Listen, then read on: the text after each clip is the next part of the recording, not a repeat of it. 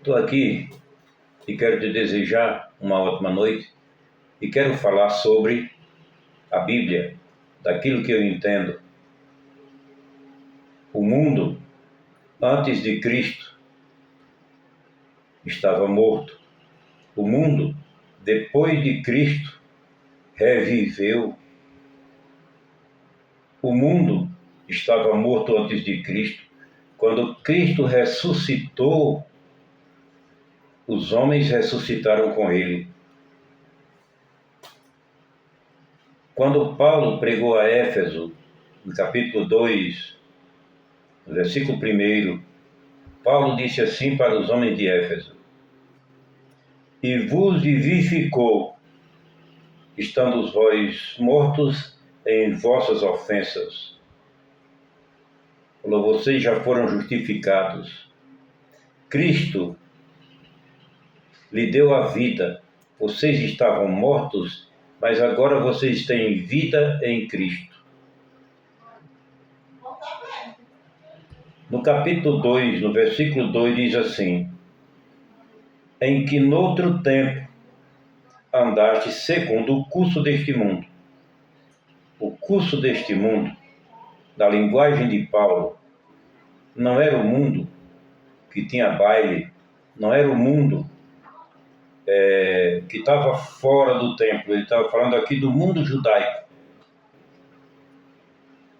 Porque os homens ouviam a mensagem do Evangelho e voltavam novamente para a lei, segundo o príncipe das potestades do ar,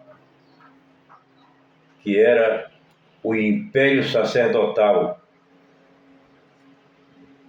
que exercia um governo e poder sobre os homens depois da morte de Cristo na obra da cruz, ainda levando as obras mortas para os homens.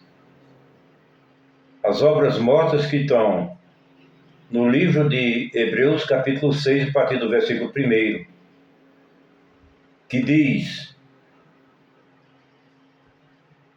a fé nas obras mortas, que o escritor dos Hebreus cita que batismo é uma obra morta. Lá ele cita que as coisas da lei são mortas. Aquilo que Cristo ensinou como homem para Jerusalém, aquilo ali estava morto. Aquilo ali não faria parte do novo cristianismo, do cristianismo em Cristo ressuscitado. Ele diz assim: do Espírito que agora opera nos filhos da desobediência. Aqui Paulo não estava falando para os gentios. Aqui Paulo estava falando somente para o judaísmo, para o mundo da primeira aliança, tendo o templo com os sacrifícios e etc. Ele não estava falando de outra coisa. No versículo 3 diz assim: entre os quais todos nós também antes andávamos nos desejos da nossa carne. Veja bem, ele está falando aqui da lei judaica.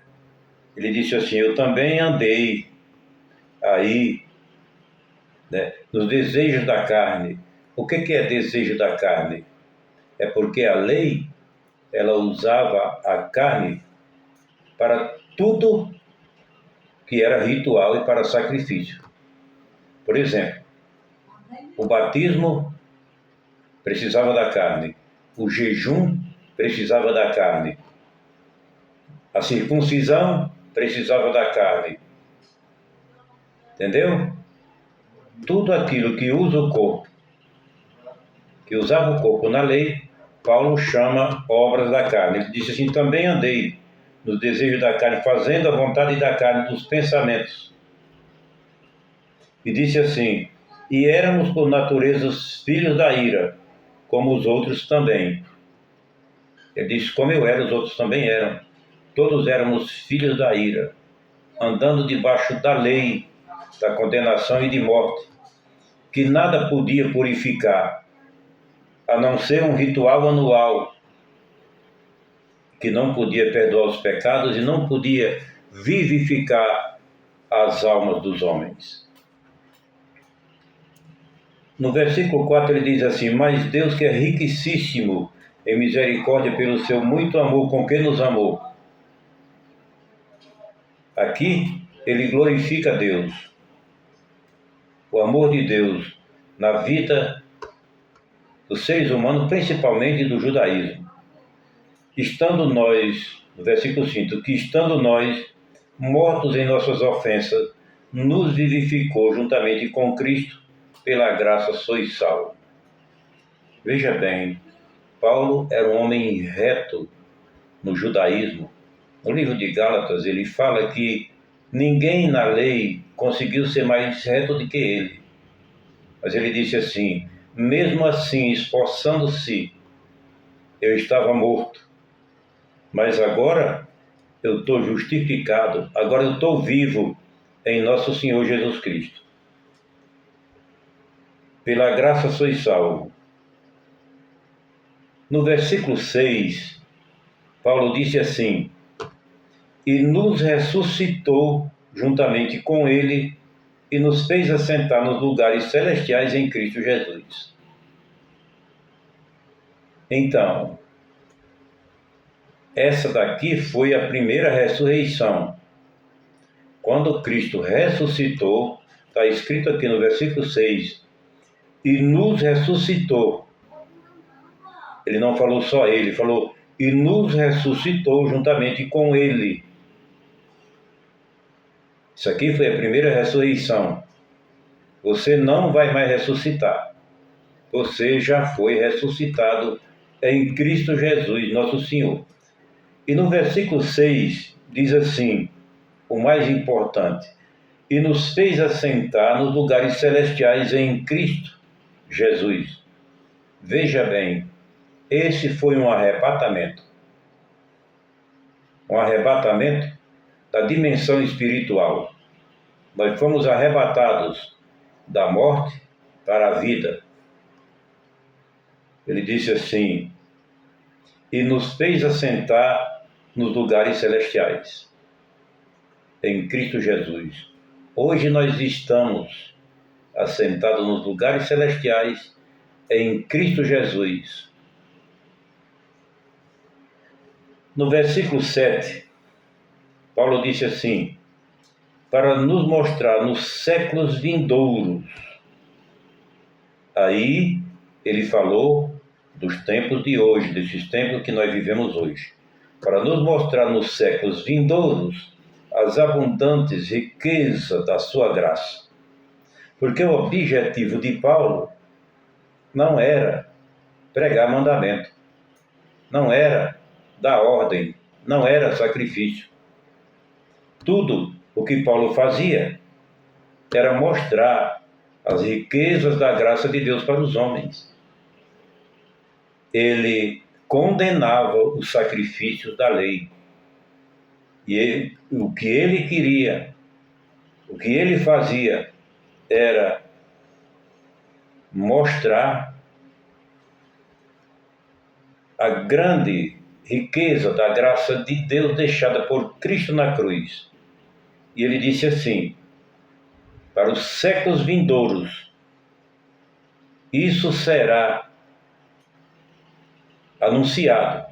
Pelo que ele disse em outras palavras, nos séculos vindouros serão anunciadas as riquezas da graça de Deus pela sua benignidade para conosco, em Jesus Cristo. Muito bem. No versículo 8, diz assim, porque pela graça sois salvos, por meio de fé. Veja bem, você é salvo por fé. Você não é salvo por obras, você é salvo por fé. Fé é no interior, onde o homem crê e nada arreda ele da sua forma de crer, que Jesus Cristo lhe justificou, como está escrito aqui, que ele nos vivificou, que ele nos lavou pela regeneração do Espírito Santo. Então, é isso que nós cremos, e é isso que Paulo pregou quando se falou de graça. Porque pela graça sois salvos por meio de fé, e isso não vem de vós, é um dom de Deus. E isso não vem de mim, e isso não vem de você. A minha atitude de ir procurar um lugar para buscar lá a salvação, para buscar lá a justificação, para buscar lá as riquezas espirituais, isso não é válido. Todas essas coisas não dependem de nós, elas dependeram da misericórdia de Deus e do grande amor de Deus para conosco, e isso já aconteceu. Na cruz do Calvário, Jesus Cristo deixou para mim e para todos os homens riquezas gloriosas, espirituais, que não dependia de mim. É um dom de Deus que Ele deu para os homens. No versículo 9 diz assim: não vem das obras, para que ninguém se glorie. Então, muitas pessoas falam assim, aquele homem lá no templo disse assim, eu não sou como esse homem publicano, eu jejuo 2 vezes por semana e pago dízimo de tudo que tenho. Paulo disse, essas obras hoje são inválidas. Essas obras só são para a satisfação da carne. Entendeu?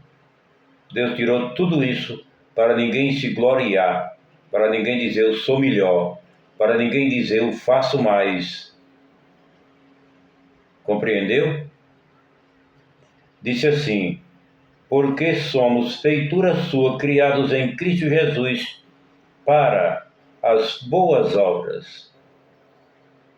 Aquele que crê em Cristo Jesus não precisa ninguém mandar fazer nada. Não precisa ninguém dizer não adultere. Não precisa ninguém dizer não beba. Não precisa ninguém dizer não faça isso, não faça aquilo. Não precisa. Jesus Cristo, no nosso coração, Ele nos alegra grandemente por sabermos que nós estamos salvos e justificados em nosso Senhor Jesus Cristo. Não temos nenhuma tristeza e não sentimos falta nenhuma daquilo que está aí por fora, que nem pode salvar e nem pode condenar. Compreendeu? Em Cristo Jesus, nós fomos criados para boas obras. As boas obras são um resultado daquele que crê, daquele que ama a Deus.